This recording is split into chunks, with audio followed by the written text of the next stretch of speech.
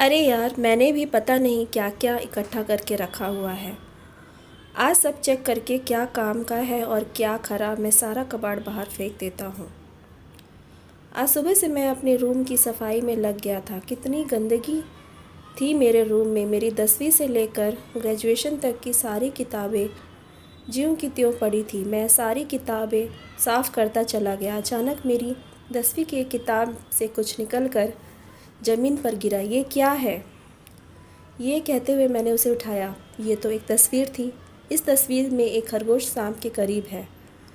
इस तस्वीर के माध्यम से ये दिखने की कोशिश की गई थी कि दो अलग अलग प्रकृति के जानवरों का एक प्यारा सा रिश्ता। पर ये मेरे पास आया कहाँ से?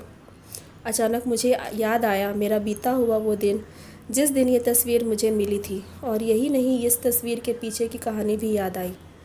क्या ये पल पंख लगाकर यूं ही उड़ जाता है ना? जब हमारे हाथ में समय होता है तो हम कितने निश्चित होकर समय का उपहास करते हैं और कभी उसकी हम कदर भी नहीं करते हैं। पर जब वह समय बीत जाता है तो वो समय अपनी कदर खुद करवा देता है।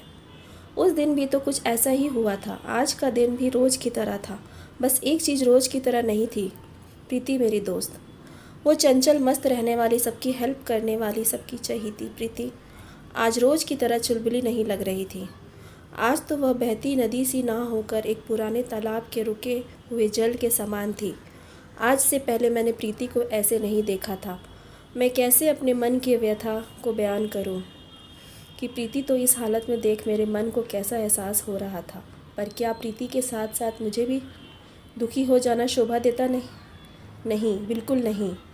इसलिए मैंने प्रीति को हंसाने और उसका दुख कम करने की कोशिश की, पर मेरी बातों से उसके आंखें भर आ गई।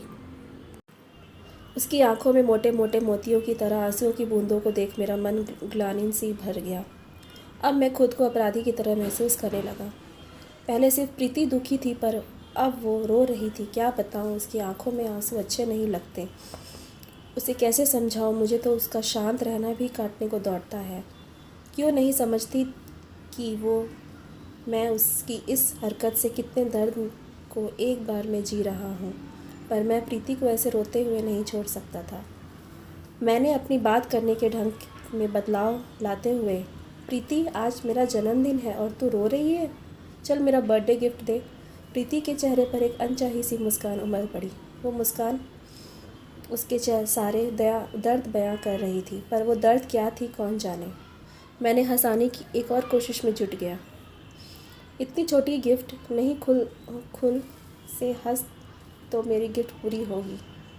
वो खिलखिला के हंस पड़ी। उसने अपने बैग से एक तस्वीर निकालकर मुझे दिया। प्रीति जैसी चंचल स्वभाव की थी, वैसे ही उसकी बनाई हुई तस्वीर भी बहुत कुछ बोलती थी और हर तस्वीर छुपा हुआ एक गुण रहस्य होता था। वो या तो प्रीति को पता होता था या उसके सामने तस्वीरों का प्रेमी हो तो उसने तो वो तस्वीर मुझे गिफ्ट में देते हुए, पवन ये है तुम्हारा बर्थडे गिफ्ट। इसमें जानते हो जो लिखा है, दिख रहा है कि दो अलग अलग प्रकृति के जानवर आपस में प्रेम कर रहे हैं। एक खरगोश और एक सांप से प्रेम कर रहा है। यही आज के समाज का आईना है। हम प्रेम तो किसी से भी कर लेते हैं, पर इस प्रेम में एक निरीह खरगोश होता है और दूसरा शिकारी सांप। एक न एक दिन ये सांप दोस्ती और प्रेम की आड़ में खरगोश रूपी अपने साथी का फ़ायदा उठाता है और उसे खा जाता है। जब तक सांप अपने असली रूप में नहीं आता तब तक वो दोस्त ही नज़र आता है। आज के समाज में भी ऐसा ही है। एक खूबसूरत रिश्ते में एक दूसरे पर हावी होने की कोशिश करते हैं। चंद रिश्ते हैं जो खरगोश और सांप की तरह हैं। इनका अंत खुशियों से भरा नहीं होता। इनका अंत होता है दर्द, धोखा, आंसू के सैलाब में डूबकर। ये कहकर प्रीति की आंखें डबडबा गई। मैं समझ नहीं पा रहा था कि मैं प्रीति को कैसे मनाऊं।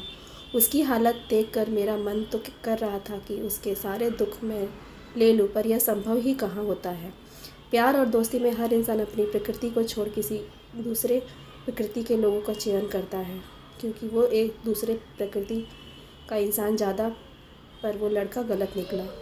इस कारण प्रीति दुखी है। ये सुनकर कि मेरे दिल में बहुत तेज़ दर्द हुआ। क्या प्रीति किसी से प्यार करती थी और मुझे पता भी नहीं था? मेरी आंखों में आंसू आ गए। अब मुझे प्रीति के दर्द का एहसास होने लगा। मैं तो प्रीति का अच्छा दोस्त था, फिर भी उसने ये बात छिपाई। क्या ये दर्द इस कारण था या कोई और बात थी? क्या प्रीति की से बातों ही बातों में मेरा कोई रिश्ता जुड़ गया था? अब तो मेरे शांत हृदय में मानो किसी ने कंकड़ मार दिया हो।